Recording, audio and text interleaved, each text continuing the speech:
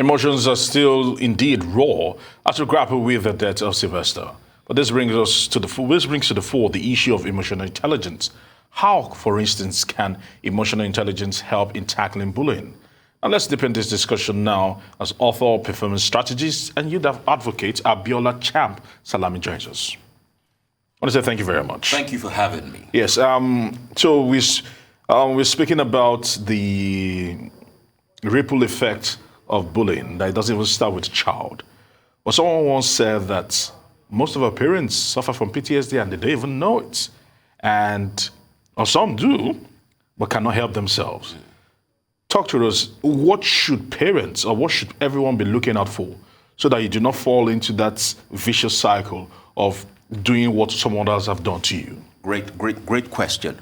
Let me begin by sympathizing with the parents of Sylvester and the family and everyone connected to Sylvester. This is not an interesting moment, and I pray that the Lord will comfort your heart. That said, it is important for us to know that when bullying comes up, there are two parties. There is the victim, and there is the one that is victimizing the victim. The two of them have issues. How does bullying come to play? A lot of times, people who bully, they're actually hurting people who are looking for an opportunity, to release the thing that they're going through. Some of them are traumatized.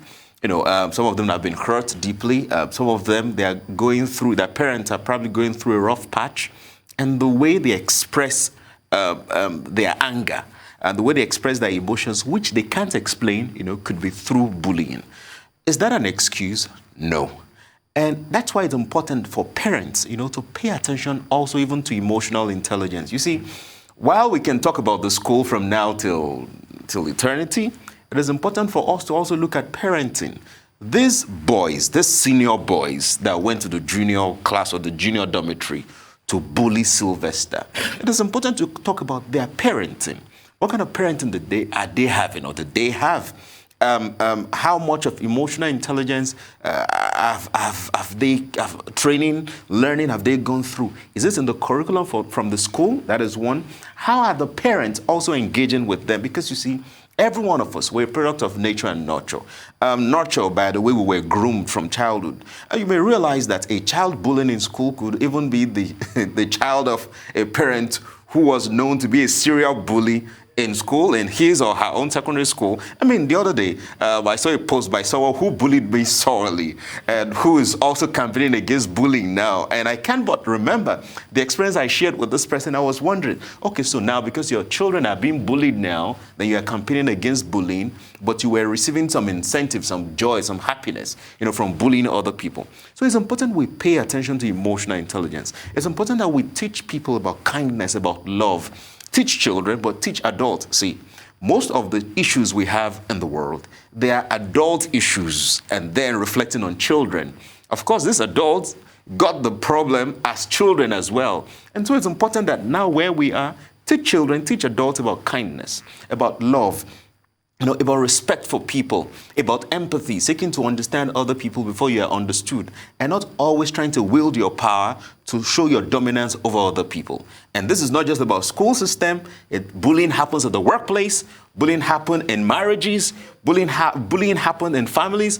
Bullying happens even in government, bullying citizens, right? So we're all talking about this because a child is dead, but I hope we can use this as an opportunity to correct these things across the spectrum of our society. Yeah, very well said. They do say if you want to teach them or if you want to get them young. And so the schools are where you would start.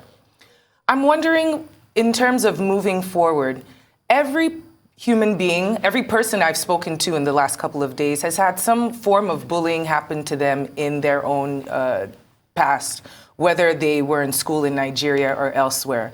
My question now is whether it can be mitigated through the school by putting it into the curriculum, anti-bullying practices, maybe like setting some anti-bullying days, just doing certain things to retrain the mind of these children at a very young age. I wonder if that is something you have heard of or Okay. you would even recommend, Okay. and if you can see that happening. Okay, that's a good thing.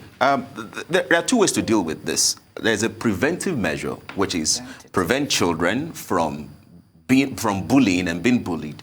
And there's also the curative measure, which is people who have been bullied already. You see, if you've been bullied, even if you were bullied in your teenage years and you are 60 or 70, you will still recall it. Yes. And it may affect you even in your 70s because you see, when you are bullied, it is easy to lose your self-esteem, to lose your self-confidence. And the moment you see the object of your bully, no matter how old you are, you may just travel back in time to that 30 years ago or 40 years ago. So while training and putting it in curriculum could help, it is also important for people to speak out and people to get intervention. I was dealing with an issue not too long ago, a client who is in the mid-30s, and to realize that the reason this person is ineffective at the workplace is because of bullying that happened to this individual in secondary school. And the person's current boss looks exactly like the individual that was bullying this fellow while the person was in secondary school. Triggers. And this bully, this boss now, doesn't have any feature of a bully, but the image of the boss triggers the memory, and of course it prevents the individual from functioning effectively. So it's important that we put it in curriculum for children in the schools, for children to learn, and not just about curriculum, it is also the conduct of the teachers and the management of the schools, because I can teach you whatever I like, but I may behave contrary, and it's widely known that what children see consistently, they believe in it more than what they are taught in school. Also, parents to model the same thing. Don't condone children who are bullying. Don't condone your child because your child seems to be more powerful than other people. And even you as well, don't bully other people, and your children could be watching. So it is not just about the school system. We put things in the curriculum for the school system. We ensure that parents as well, they imbibe the same thing that they are teaching their children, such that we have a better society. All right, Abiola, talk to me about the importance of parents playing their role, because some have accused parents of almost passing the buck to the school to actually raise their kids. Where's the role of parents playing their role and also having the school? Because I went to a lovely school, by the way, in every school, and it shaped a lot of who I am. But nevertheless, that cannot replace what parents can give to a child. Talk to the 21st century parents that are too busy to actually parent their children. You see, sadly, we have a lot of mothers and fathers and few parents. Motherhood and fatherhood is a biological thing, that you created a child with, some from intercourse. And parenting is the responsible process of grooming a child. And yes, we're all busy in corporate, working and trying to make ends meet so you can parent, so you can buy a house in Badada Island, so you can do all of those things. But it is important to know for all parents, as you watch me now, I just want to remind you that you cannot delegate your parenting responsibility. You can't delegate it to the school, you can't delegate it to house help, you can't delegate it to even a cousin or a relative. It is your responsibility. If you want this child of yours to have a great future, if you want this child of yours to be renowned in the future, it is important that you put in the work. I get it. You're working almost 24 hours, but also we can always create some time. Daily, it could be twice a week, but spend some time with your children. Oftentimes, children becomes what we give to them, what we feed them. And when we don't feed them, and I'm not talking about food now, I'm talking about what we feed them mentally. Children get confidence more from parents. And then when the children gets even to school or to the larger society, and anybody's trying to bully that individual, what the child is bringing from home helps the child to stand solid. Parents, we can't delegate our responsibility. We have to continue to groom our children, and grooming them appropriately, not just about buying stuff for them, but about ensuring that that individual has good self-esteem. You see, self-esteem is the aim thing.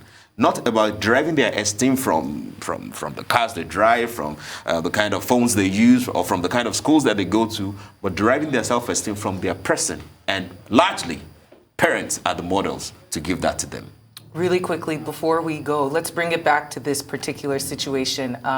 So there are the bullied and the bullies. There are some names that have been listed of some of the children. What should be done to those who have been accused of this bullying? Like, how should this play out should they be reprimanded? And what kind of reprimand would be enough for a bully in this case? Okay. First is to know that this shouldn't be covered up. There shouldn't be any cover-up. Second is to know that these bullies themselves need intervention. And shielding them from intervention is not helping them. Shielding them from intervention is making them worse individuals than they are right now. And this is not about blame game. This is about looking for a solution. So it's important that they are not shielded, and also they are not fired at the same time. But it's important that they go through therapy, they learn, they change. Let me just quickly bring it, because I know you have a book on emotional intelligence. How does this help people that we've been speaking about, these categories of people we've been speaking about, quickly? Okay, great question. And I quickly answer with what a father told me, a parent told me, who said that after reading the book on the magic of emotional intelligence, that he started using it as for morning devotion in his family. So every day with his children, they read some portion of it, and then they pray and they go about their day. Because inside it are tips that will help people. Thank you so much for coming in and talking with us this afternoon. Thank it's always good to have you. Thank you.